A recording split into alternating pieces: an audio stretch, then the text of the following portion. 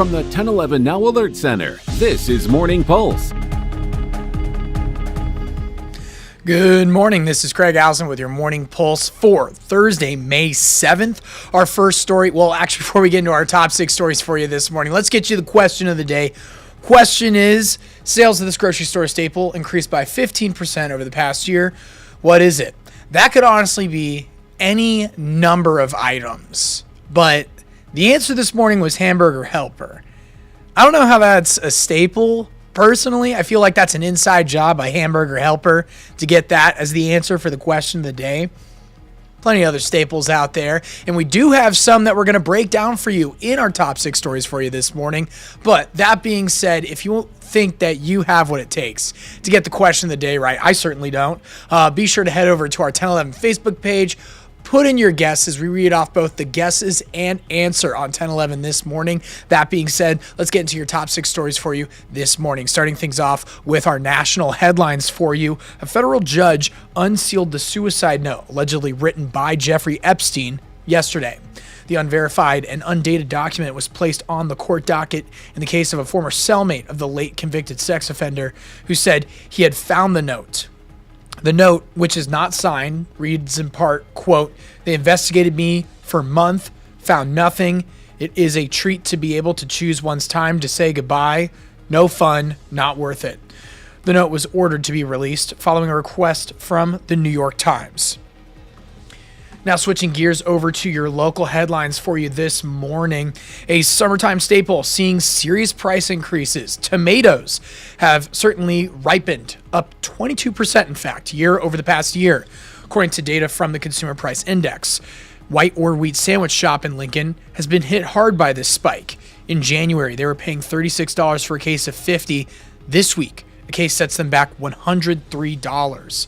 There seems to be no clear end in sight and no interest in taking tomatoes off the menu. They've changed suppliers and kept sandwich prices the same, which means they're eating the cost, so customers don't have to. When they were at $36 a case, they were about a cent a slice. They're all the way up to about 25 cents a slice now. And the tomatoes are getting smaller. They're good quality, but they're getting smaller. This is all due to rising fuel and fertilizer costs, bad weather, and the United States withdrawing from a tomato agreement with Mexico, all driving the cost increases. Now, speaking of which, you're seeing it right there on your screen, those rising fuel costs. Let's get a look at those latest gas prices from the state. As of this morning, the national average, starting things off, is at $4.54. The state average is at $4.09. And here in the capital city, prices at the pump are sitting at $4.11. That's 8 cents up from yesterday. So we're going to continue to keep track of this and see how it fluctuates here locally and how that compares to our state and national averages. Over to your third story now, and speaking of travel, flights to and from Chicago's O'Hare Airport are slimming down, which will impact trips in and out of Lincoln's airport. Officials with the FAA, say these changes are because of construction at O'Hare causing gate constraints. United is dropping 1 flight per day, making the daily flight total 4 instead of 5. But not all hope is lost. Airport officials say the flight reduction is temporary, lasting from June through the beginning of August. So if you already paid for a United flight this summer and it's been canceled, your flight should have already been changed and rebooked. American flights start June 4th out of Lincoln and take off early morning. Fourth story for you this morning, and in our crime tracker, a man is dead after police say he tried to run a woman off the road in Cass County yesterday. Sheriff's office says a woman called 911 around 2:30 in the afternoon to report 65-year-old Kevin LePage of Eagle was following her in a pickup. During the call, she said LePage was ramming her truck and trying to run her off the road. Shortly after, he veered off the road onto a field and crashed into a building. When officers arrived on scene, they found LePage dead in his truck. Sheriff's office says an investigation is ongoing. Switching things over to the lighter side, after nearly 2 years of construction, the Malone Center has opened the doors of its new $23 million facility. And it's certainly hard to miss if you're driving down Antelope Valley or passing by on Vine. The 52,000 square foot building features a high school-sized gymnasium, commercial kitchen, classrooms, computer labs, dedicated spaces for STEM learning, and health services like maternal wellness. Director John Goodwood saying this new building finally gives the center a space fitting for more than 1,000 kids they serve each year, unveiling it all in an opening ceremony yesterday afternoon.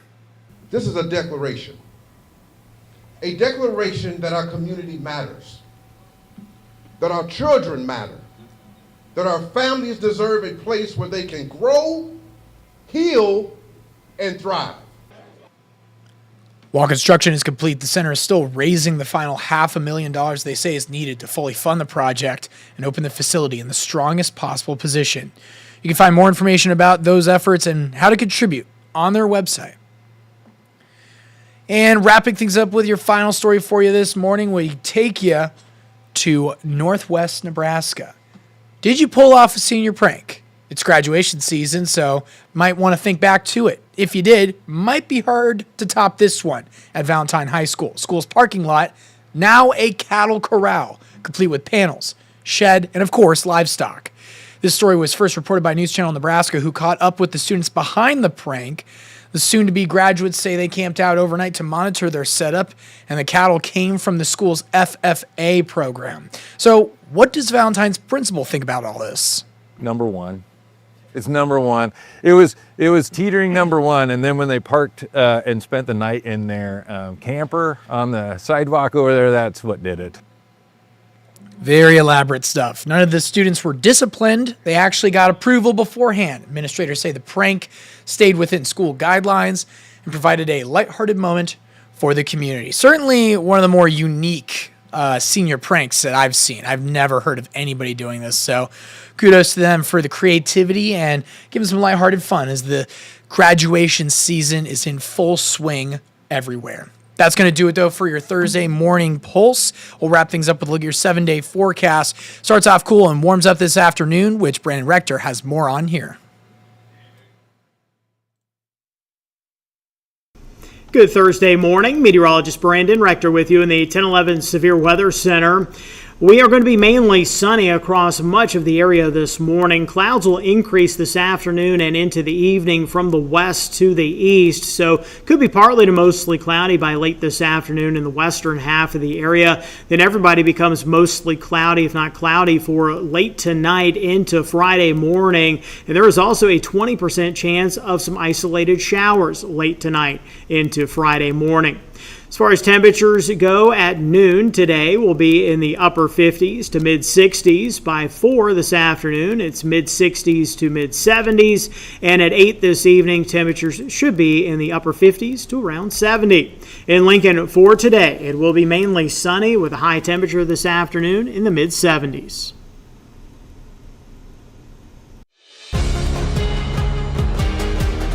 From the 1011 Now Alert Center, this is Morning Pulse.